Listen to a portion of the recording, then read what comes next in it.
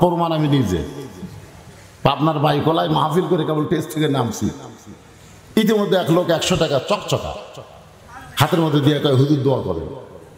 আমি টাকা পকেটে রেখে বললাম বাজান কিসের দোয়া? বলে আমার বইয়ের পাটে বাচ্চা হিসেবে আল্লাহ যেন পুত্র দেন। তখন আমি পকেট থেকে 200 বার করার দিলেন। হুজুর আমি তো টাকা চাইনি দোয়া। আমি গেলাম পাগল, তুই তো জানিস না আমার খবর, আমি 3 মেয়ের বাপ, আমাকে আল্লাহ এখনো পর্যন্ত পুত্র সন্তান দেয়নি। আমার দোয়া দিয়ে যদি পুত্র হইতো তাহলে আমার বইয়ের পেট থেকে আগে হতো। তোর কোনো কথা ঠিক কিনা? তখন লোকটা বলে হুজুর তার আপনি টাকা আপনি নেন, আমারটা আমার দেন। পরে যখন 100 টাকা দিয়েছি মারছে দৌড়, কিন্তু খপ করে ধরে বললাম কোথায় যাবি? বলে ওই হুজুরের কাছে যাবো, তার বেটা সওয়াল আছে। আমি বললাম কোনো হুজুর না, কোনো পীর না, কোনো মাজার না, বাইরে যদি চাও যিনি দিবার পারে তার কাছে চাও। রাখাল বলে পথিক সত্যি যদি আল্লাহর রাস্তায় তুমি ওটার 1 পেলা দুধ চাও তাহলে এখান থেকে 10 মাইল দূরে হলো মালিকের বাড়ি। সেই মালিকের বাড়ির দরজা গিয়ে বলো মালিক তোমার রাখাল ওটার দুম্বা চড়াই, তুমি মালিক যদি হুকুম দাও তাহলে রাখাল আল্লাহর রাস্তায় ওটার 1 পেলা দুধ দিবে। ওমর ফারুক রাখাল ভাই অত দূর কষ্ট করে মালিকের বাড়ি যাওয়ার দরকার আমার নাই, বরং তোমাকে 2 টাকা দিলাম, এই 2 টাকার বিনিময়ে তুমি ওটের 1 পেয়ালা দুধ দাও। রাখাল চিৎকার করে বলে পথিক তুমি কি হযরত ওমরকে চেনো? শোনো, রাখাল হযরত ওমরকে বলতেছে পথিক তুমি কি হযরত ওমরকে চেনো? যে ওমর আল্লাহর কোরআন দিয়ে রাষ্ট্র চালানোর কারণে আমল বিল আরকান, যেইটা বিশ্বাস করি ওইটা আমল করার পরিবেশ তখনই হবে যখন কোরআন দিয়ে রাষ্ট্র চলবে। ধরে কোন কথা ঠিক কিনা? যে ওমর আল্লাহর কোরআন দিয়ে রাষ্ট্র চালায় সে ওমরের গুপ্ত বাহিনী যদি দেখতে পায় তুমি আমার 2 টাকা ঘুষ দিছ আর আমি মালিক বাদ্দা তোমাকে উঠে 1 পেয়ালা দুধ দিলাম, তাহলে আমাকেও ধরবে তোমাকেও ধরবে, এই বুড়া বয়সে তুমি ধরা খাবা? ওমর ফারুক বলে রাখাল ভাই আসলেই তো তাই, তাহলে চলো আমরা পাহাড়ের গুহার মধ্যে যাই, ওই গুহার মধ্যে গিয়া তোমাকে গোপনে 2 টাকা দেব আর তুমি গোপনে ওটের 1 পেলা দুধ দেবে। উমরের গুপ্ত বাহিনীও জানতে পারবে না, তোমার মালিকও জানতে পারবে না। রাখাল চিল্লায় বলে তুমি ভণ্ড, তুমি ভণ্ড, তুমি ভণ্ড। উমর ফারুক বলে রাখাল ভাই আমার মধ্যে ভণ্ডামির কি দেখলা? রাখাল বলে পথিক রে, যেখানে ওমরের গুপ্ত বাহিনী দেখতে পায় না, যেখানে রাখালের মালিক জানতে পারবে না, সেখানে রাখালের আল্লাহ দেখতে পায়। লিল্লাহে তাকবীর। কেউ না দেখলো আল্লাহ দেখতেছে, এই বিশ্বাস কিন্তু সব পরিবেশে তৈরি হবে না। যখনই আল্লাহর কোরআন দিয়ে দেশ চলবে তখন প্রত্যেকটা মুসলমান এই বিশ্বাস করবে। ধরে কোন কথা ঠিক কিনা? আমাদের দেশের ছেলেরা বাপ মা যখন ঘুমায় যায় তখন জানলা বন্ধ করে মোবাইল চালু করে, কেউ তো চেতন নাই, বাপ মা ঘুমায় গেছে, জানলা দরজা বন্ধ করে সমানে কাম করতেছে। আপনারা বলেন তোর ভিতরে যদি বিশ্বাস থাকে কেউ না দেখলেও আল্লাহ দেখতেছে, 2 কাঁধের ফেরেশতা দেখতেছে, তাহলে অন্যায় করতে পারবে? আজকে সমানে গল্প করতেছে, তুই কয়টা মারছিস?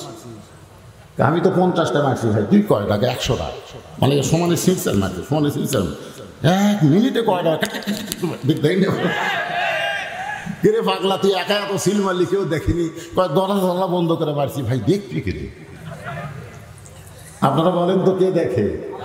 তোমার 2 কান্দে 2 মোহরি লিখিতেছেন ডায়েরি, 2 কান্দে 2 মোহরি লিখিতেছেন ডায়েরি, দলিল দেখে রায় দিবে, টাকা পয়সার নাই কারবার, কিরামান কাতিবিনা ইয়ালামুনা মা তাফআলুন।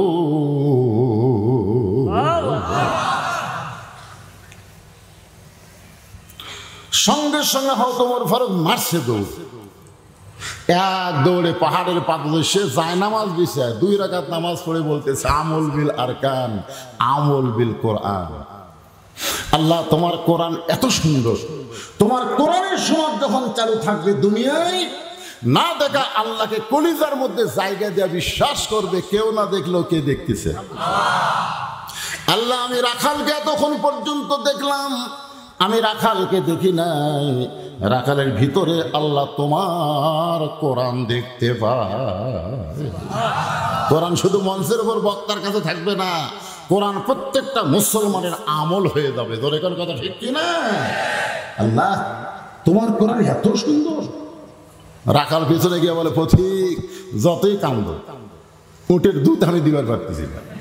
ওমর ফারুক বলে, রাখাল ভাই উটের দুধের কোনো দরকার নেই, বরং তোমার কাছে আমি জানতে চাই তুমি না দেখা আল্লাহকে কলিজার মধ্যে জায়গা দিয়ে আমল বিল আরকান আল্লাহর কোরআন অনুযায়ী আমল করতেছো, এর বিনিময়ে তোমার চাহিদা কি? একটা তো চাহিদা আছে। পিটন খাচ্ছে, রিমান্ডে যাচ্ছে, জেলে থাকতেছে, 50 বছর কোরআনে তাফসির করে 13 বছর জেলখানায়। জনগণ কথা ঠিক কিনা? যুবতী বউরে ছোট বাচ্চারে বাড়িতে রেখে জেলের মধ্যে আলেমরা ঘুমাই। জনগণ কথা ঠিক কিনা? এর বিনিময়ে তোমার চাহিদা কি? তুমি উর্দুম্বা সরাও, রোদের মধ্যে পড়ো, তোমার তো ভালো চাকরিও নাই, ভালো খাওয়াও নাই, এরপরে আল্লাহর কোরআনে চলতেছো, এর বিনিময়ে তোমার চাহিদা কি? সঙ্গে সঙ্গে রাখাল চোখের পানি বের করে বলে, পথিক আমার চাহিদা হলো রব্বানা, সকলে পড়েন, রব্বানা আতিনা ফিদ দুনিয়া হাসানাতাও ওয়া ফিল আখিরাতি হাসানা ওয়া কিনা আযাবান নার। ওমর ফারুক বলে, রাখাল আমি তোমার চাহিদার কথা শুনতে চাইলাম আর তুমি আল্লাহর কোরআন শুনাই দিলে। রাখাল বলে, তুমি আসলেই মূর্খ। আপনার বলেন তো রাসূল কি বলেছেন? আমার পরে কেউ যদি নবী হতো, লাউ কানা উমর, আল্লাহ উমরকে নবী বানাই দিত, সেই উমরকে রাখাল কি বলতেছে? তুমি আসলেই মূর্খ। আরে মিয়া, কোরআনের আয়াতের মধ্যে আমি 2টা চাহিদার কথা বললাম। 1 নম্বর চাহিদা হলো দুনিয়া, আর 1 নম্বর চাহিদা হলো আখিরাত।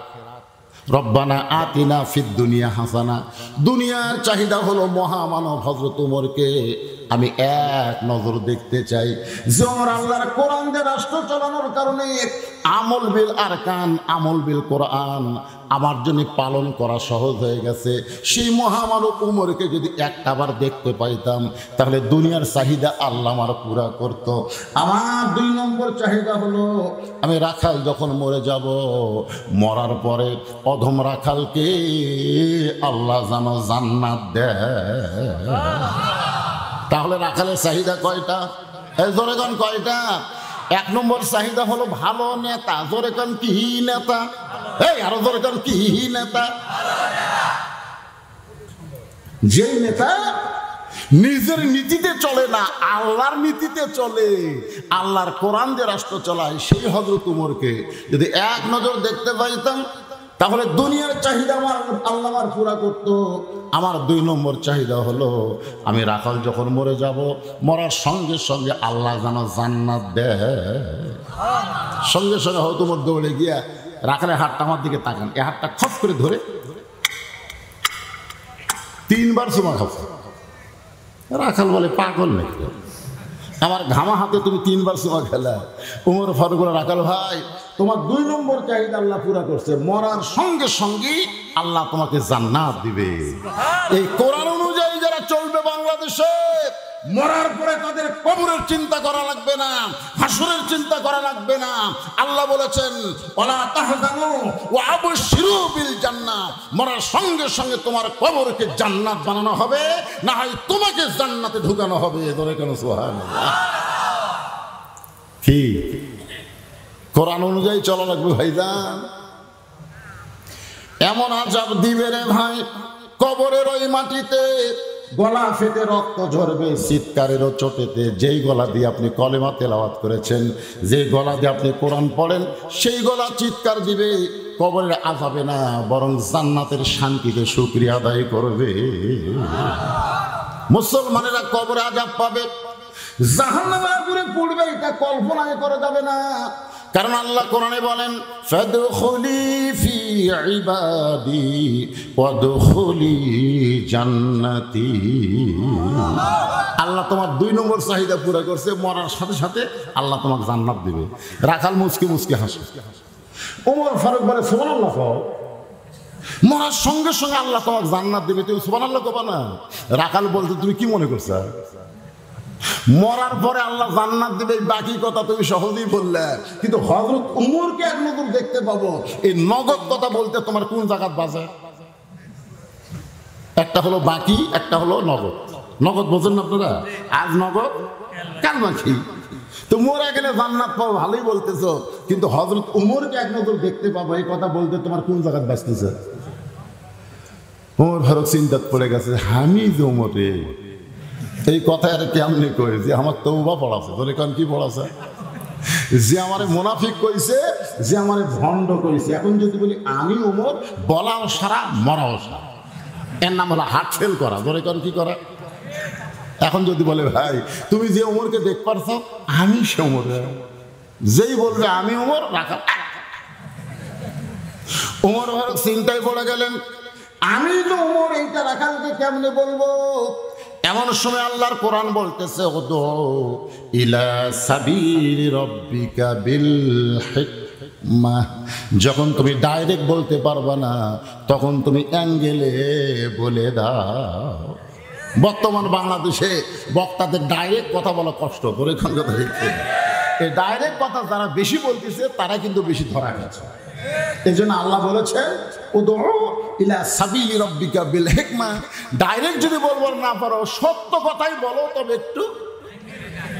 এখন যদি বলে আমি উমর, হাত ফেল করবে।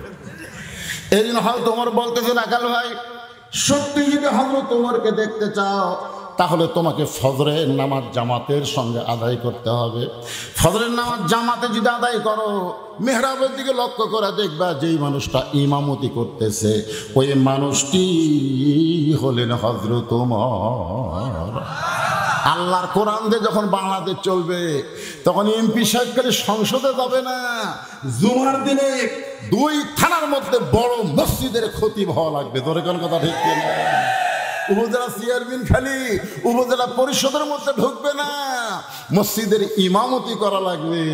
আজকের নেতারা নামাজই পড়ে না, এরা আবার নেতা হবার চায়। জনগণ কথা ঠিক কিনা?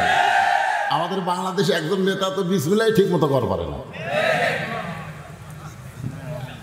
আছে না? নাই বিসমিল্লাহ কি রহিম, বিসমিল্লাহ রহিম। প্রধানমন্ত্রী কইছে তোমাকে ভাষণ টাষণ দেওয়া লাগবে না, ছক্কা মারলে হবে। ছক্কা মারা নেতা, একটু মনোযোগ দিয়ে শুনবেন। ভালো নেতা উমর ফারুক বলতেছেন, না কেন ভাই উমরকে যদি দেখবার চাও, তাহলে তোমাকে ফজরের নামাজ সামনে কাতারে আদায় করা লাগবে। সামনে কাতারে যদি নামাজ পড়ো, তাহলে মেহরাবের দিকে লক্ষ্য করে দেখবা যে মানুষটা ইমামতি করতেছে, ওই মানুষটি হলেন হযরত উমর। সুবহানাল্লাহ কোন না কেন? রাখাল বলছে, ভাই রে আমি বারান্দাত নামাজ পড়ি, আমি মসজিদের ভিতরে কোনোদিন ঢুকি না। ওমর ফারুক বললেন, কেন? বলে মসজিদের মধ্যে নবীর দামি দামি সাহাবীরা নামাজ পড়ে, সেখানে আমার মতো রাখাল কেমনে চান্স পায়? ওমর ফারুক বলে, এ কথা তুমি কোথায় পাইলে? মসজিদের মধ্যে যারা নামাজ পড়বে তারা দামি, আর তুমি বারান্দার নামাজ পড়ো, তুমি কম দামি। এই কথা তোমার কে বুঝাইলো?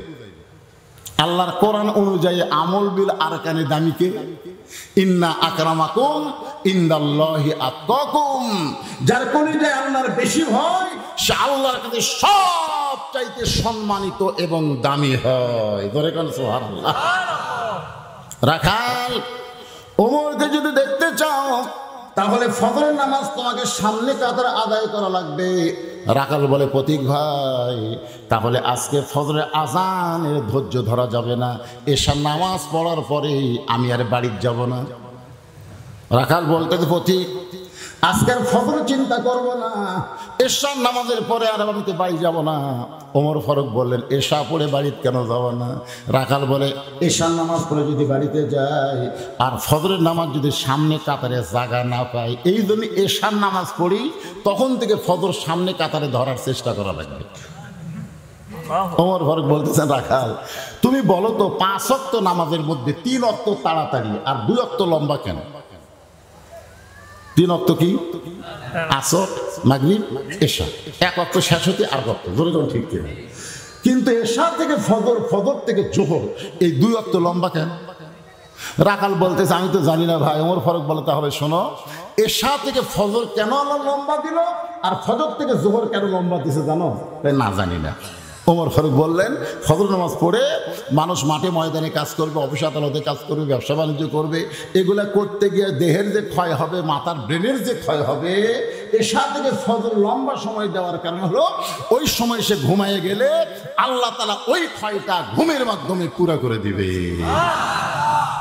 তাহলে এশা থেকে তুমি যদি ফজর ধরাতে চেষ্টা করো আর তোমার চোখে যদি ঘুম ধরে, তখন রাখাল বলে ঘুম যদি ধরি মসজিদের মধ্যে ঘুমায় যাবো। যেই বলছে মসজিদের মধ্যে ঘুমাবো, ওর হকের চেহারা রক্তের মতো লাল। এই রাখাল, মসজিদে ঘুমানোর ফতোয়া দে। তুই যে মসজিদের মধ্যে ঘুমাবি তার দলিল কি?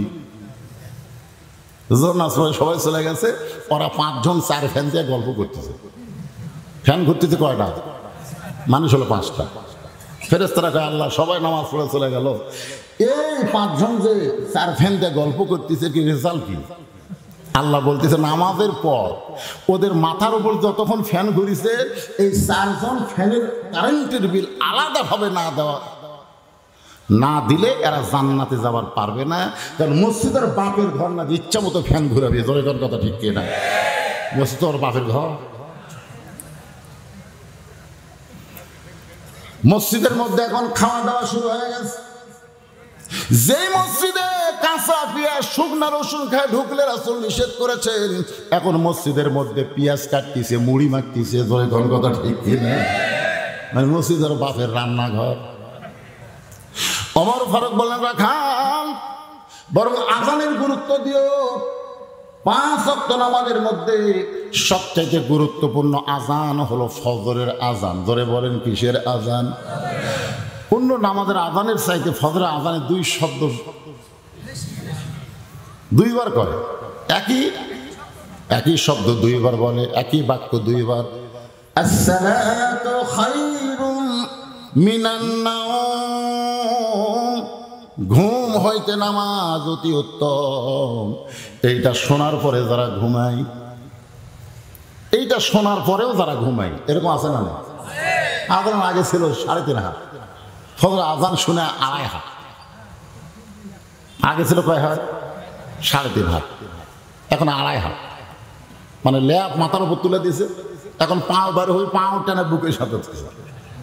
কি রে, 3.5 হাত মানুষ কোথায় গেল রে? জানলা দিয়ে তাকায় দেখলে মনে হয় চাউলের বস্তা ঢাকাতেছে। ল্যাপ টানতে দেখে ল্যাপের ভিতরে ওর সাইজ আর সাইড থেকে কুত্তের সাইজ একই সাইজ। আমি এক আগে বলছিলাম যে ফজরের নামাজ বাদ দিয়ে ল্যাপের মধ্যে ঘুম পাড়ে যারা, এই শালারা কুত্তে। এই যেই বলছি কুত্তে, সাথে সাথে 4-5টা কুত্তে দৌড়াচ্ছে। আমি যখনই ওয়াজের টান দিই, এই কুত্তে খাওয়া খাও করে ওঠে, আমাকে ওয়াজই করে ওঠে। আমি গেলাম কে রে, এই কুত্তেরা রাগ করলো কেন? মানে কুত্তেরা আমাকে বুঝাইতে, হুজুর ফজরের নামাজ বাদ দিয়ে যারা ঘুম পাড়ে, কুত্তের সাথে এদের তুলনা দিবেন না। আল্লাহ কোরআনে বলেছেন সুম্মা রাদাদনাহু আসফালা সাফিলিন, এরা পশুর চাইতেও জঘন্য, এরা কুত্তের চাইতেও খারাপ। ধরে কোন কথা ঠিক কিনা? যেই বলছি কুত্তের চাইতেও খারাপ, কোরআন শরীফ আমার সামনে, আর কুত্তে নাই, কুত্তে সবাই উঠে। এক মুয়াজ্জিন কয় হুজুর আমি যখন আজান দিই তখন কুত্তে আজানের জবাব দেয়। এই কুত্তাগুলো কুত্তা দৌড়ে আসে এর মসজিদের কাছে, আজান করবি তখন কুত্তা উ করবি। আমি বললাম এইরকম কেন করে ভাই? এটা কি জন্য করে আমি তো জানি না। আমি মুয়াজ্জিনের কাছে ডেকে বললাম, ভাই আপনি যে ফজরে আজান দিচ্ছেন ওই সময় কুত্তা লোকমা দিচ্ছে, কারণ কি জানেন? আপনার ছেলে আছে, 2 ছেলে হুজুর, কি নামাজ পড়ে? না হুজুর নামাজ পড়ে না।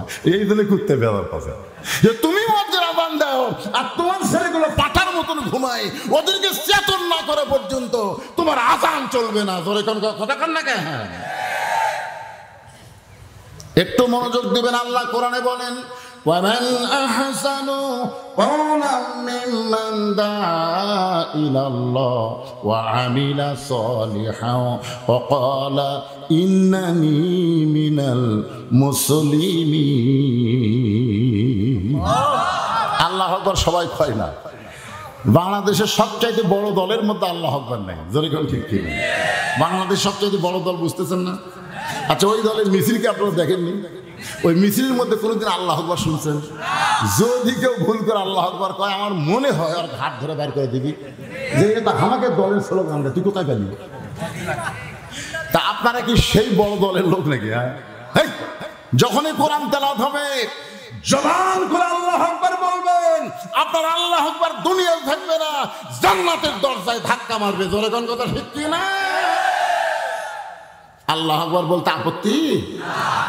ওয়াইজা তুলিয়াত আলাইহিম আয়াতুহু যাদাতুহুম ঈমানা ওয়া আলা রাব্বিহিম ইয়াতাওয়াক্কালুন। এতদিন রাখাল নামাজ পড়ছে বারান্দায়, ধরে কোন কোথায়, কিন্তু আজকে নামাজ পড়বে সামনে কাতারে। হযরত ওমরকে এক নজর দেখার জন্য এখন সামনে কাতারে নামাজ পড়লে মসজিদের মধ্যে ঢোকার দরকার আছে না নাই? আপনার কি মসজিদের মধ্যে ঢুকছেন? বর্তমান প্রধানমন্ত্রী 564 মসজিদ বানা দিছে, নাম হলো মডেল মসজিদ। জোরে কোন কি মসজিদ? কিন্তু মুসল্লি নেই। একজন নেতা বলতে, হুজুর আমাকে প্রধানমন্ত্রী 564টা মসজিদ বানিয়ে দিছে, আপনি কোন মাহফিলে বলেন না কেন? আজকে কিন্তু বলে দিলাম। কোন বলছি কি বলি নাই? এই মিডিয়া সাক্ষী। কিন্তু 500 নয় 5 লক্ষ মসজিদ যদি প্রধানমন্ত্রী বানায় কোনো লাভ হবে না, যতক্ষণ পর্যন্ত মসজিদ ঢোকার নামাজের আইন তৈরি না করবে। জোরে কোন কথা ঠিক না? আজকে আজান দেওয়ার পরে যারা গ্রিন ভ্যালি পার্কে ঘোরে, আপনারা বলেন তো সবচাইতে বড় জালেম কে? সবচাইতে বড় জালেম হলো ওই ব্যক্তি যে মুসলমান দাবি করার পরে আজান শুনে মসজিদের মধ্যে ঢোকে না। ধরে কোন কথা ঠিক না? সরকার আইন করা দরকার, আজান বাদ দিয়ে যারা বাইরে ঘুরতেছে মসজিদে ঢোকে নাই, এদের পাছার কাপড় খুলে 5টা করে বাড়ি মারো। আমি ভুলিমদের বলবো, আলিমদের না ধরে নামাজ বাদ দিয়ে যে রাস্তায় ঘরে জালেমদের সাইজ করা দরকার। ধরে কোন কথা ঠিক না? জালিমদের না ধরে আলেমদের ধরে, বিপদটা হলো এই জায়গায়। আল্লাহর বান্দার একটু মনোযোগ দিবেন। এতদিন রাখাল নামাজ পড়েছে বারান্দায়, আজকে পড়বে সামনে কাতারে। এখন সামনে কাতারে যদি নামাজ পড়তে চান তাহলে আপনাকে মসজিদের মধ্যে ঢুকতে হবে। মসজিদের মধ্যে খালি আপনি ঢুকবেন না, দেহ ঢুকাবেন। আজকে অনেকে মসজিদের মধ্যে ঢোকে, কিন্তু হাদিস আছে বিস্তারিত, হুজুরি কলব ব্যতীত কঠিন কালেও নামাজ তোর হবে না। তবে কেন গাউজুয়ারি মানুষকে দেখাও নামাজ পড়ি, ও তোমার সিদ্ধ বীজে সুফসল ফলবে না। আজ কেন আল্লাহর নামাজ ধরতে পারলা না? আল্লাহ কয় নামাজের জোরে ফায়েশাকা যাবে দূরে, পাক কোরআনে রয়া আছে ঘোষণা। এখন আকাম কুকাম নামাজ রোজা একসাথে বান্ধিয়া বোঝা, জাহান্নামে দিয়াছ রওয়ানা। আজ কেন আল্লাহর নামাজ ধরতে পারলা না? নামাজও পড়ে আবার ঘুষও খায়। এরকম অফিসার আছে না নাই? কপালত তড়া, বুক এটি, পেট গেছে, মানে 10 মাসে। আল্লাহ কোরআনে কি বলতেছে? ইন্নাস সালাতা তানহা আনিল ফাহশাই ওয়াল মুনকার। একমাত্র নামাজই পারে মানুষকে যাবতীয় খারাপি থেকে বাঁচাই দিতে। এ কথাকে আমার না আল্লাহ? আরো জোরে বলেন। রাখাল এতদিন বারান্দায় নামাজ পড়েছে, আজকে সামনে কাঁধে নামাজ পড়ার নিয়তে রাখাল মসজিদের মধ্যে ঢুকতেছে ডান পায়ে। ধরে কোন পায়ে? শুধু ডান পায়ে ঢুকলে হবে না, জবান খুলে একটা দোয়া পড়া লাগে। এই দোয়া কি আপনারা পারেন? কি দোয়া? আল্লাহুম্মা ফতাহলি, আল্লাহুম্মা ফতাহলি আবওয়াব রাহমাতিক। রাখাল ডান পায়ে দোয়াটা পড়ে মসজিদের মধ্যে ঢুকে সামনে কাতারে যাবার চাই। প্রত্যেকটা সাহাবী নড়ে সরে রাখালকে যাওয়ার রাস্তা করে দেয়। রাখাল মনে মনে কয়, আল্লাহ এতদিন বারান্দায় নামাজ পড়লাম আর মনে মনে ভাবছিলাম আমি কম দামি, এরা হলো দামি, কিন্তু আজকে ভিতরে ঢুকে দেখতেছি আমিও যা এরাও তাই। আমি সামনে যাবার চাইলে বাধা দেওয়ার কেউ না। এতদিন বাইরে থেকে কি ভাবলাম রে, আজকে ভিতরে ঢুকে দেখতেছি রে বাবা রে, আওয়ামী লীগ, বিএনপি, জাতীয় পার্টি, জামাত ইসলাম সরে এক কাতার রে। বাইরে থেকে 40 দল 20 দল, বাইরে থেকে 14 দল 20 দল, কিন্তু ভিতরে ঢুকে দেখে এক কাতার। 3 জন ঢুকে দেখে হুজুর নাই, 3 জন, ওরা 3 জন দেখে হুজুর নাই। এখন নামাজ পড়াইছে একজন আওয়ামী লীগ, একজন বিএনপি, একজন জামাত ইসলাম। জামাত ইসলাম বলতে ভাই তোমার দল ক্ষমতা আছে, তুমি সামনে যাও।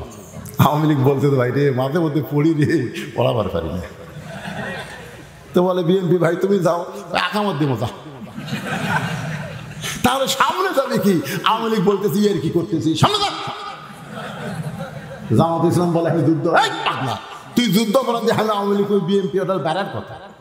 ভিতরের কথা আমরা 3 ভাই একসাথে জামাত করবার চাই। ফেরেশতারে আল্লাহ বেড়ে করে কি ভিতরে করে কি? আল্লাহ কয় ভিতরের গুলো ধরলি তো এরা সব একদল হয়ে যায়। ধরে কথা ঠিক না? আজকে কোরআনের ভিতরটা যদি আমরা ধারণ করি, আমাদের বাংলাদেশে 14 দল 20 দল থাকবে না, সব মুসলমান এক কাতার এক দল হয়ে যাবে। ধরে কথা ঠিক না?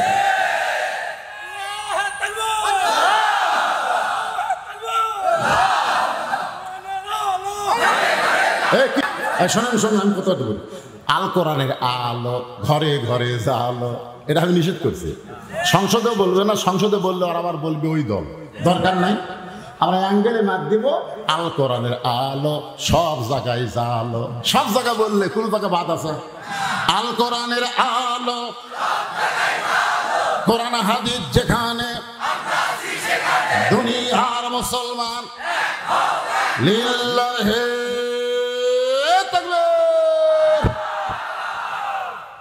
এখন এসপি সাহেব দাঁড়ায় দেখে সামনে এক কাতার, একটা মুসল্লি লাগছে, কিন্তু কোনো মুসল্লি নাই। বাইরে থেকে চৌকিদার খাড়ায় আছে। এসপি বলতে চাই, চৌকিদার বলে না স্যার আপনি এসপি, আমি চৌকিদার। এসপি বলে ওটা বেড়ার কথা, ভিতরে নাই। চৌকিদার বলে ভিতরে গেলে কি? আসার পরই দেখবি। একেবারে চৌকিদার এসে পিছনে দাঁড়ায় থাকে। এসপি হাত ধরে বলতেছে কাতার বুঝিস না, এই কাতার বরাবর পা আমার গোড়ালির সঙ্গে মিল কর। চৌকিদার এসপির কাছে গোড়ালি মিল করে দাঁড়ায়, কান ধরে বলে আল্লাহ, ভিতরে এত শান্তি এটা বাহির থেকে বোঝা যায় না। এই জন্য আল্লাহ বলেন উদখুলু ফিস-সিলমি কাফা। রাখাল যাইতে যাইতে সামনে কাতারে, একেবারে সামনে কাতারে মেহরাব বরাবর দাঁড়ায় রাখাল 2 রাকাত ফজরের সুন্নত নামাজ আদায় করেছে। ফজরের ফরজের আগে 2 রাকাত সুন্নত আছে না নাই? সাহাবা বলেন ইয়া রাসূলুল্লাহ, সর্বসাকল্যে কয় রাকাত সুন্নত আমাদেরকে আদায় করা লাগবে? আল্লাহ রাসূল বললেন জোহরের হলো 6 রাকাত, মাগরিবের 2 রাকাত, এশার 2 রাকাত, আর ফজরের আগে 2 রাকাত। এই সর্বসাকল্যে হলো 12 রাকাত। জোহরের আগে 4 রাকাত, পরে 2 রাকাত, মাগরিবের পরে 2 রাকাত, এশার পরে 2 রাকাত, আর ফজরের আগে 2 রাকাত। রাসূল বলেন ফজরের আগে 2 রাকাত সুন্নতের এত দাম, আসমান জমিন বিক্রি করে দিল ফজরের 2 রাকাত সুন্নতের সমান আল্লাহর কাছে হবে না। তাহলে ফজরের 2 রাকাত সুন্নতের গুরুত্ব কম না বেশি?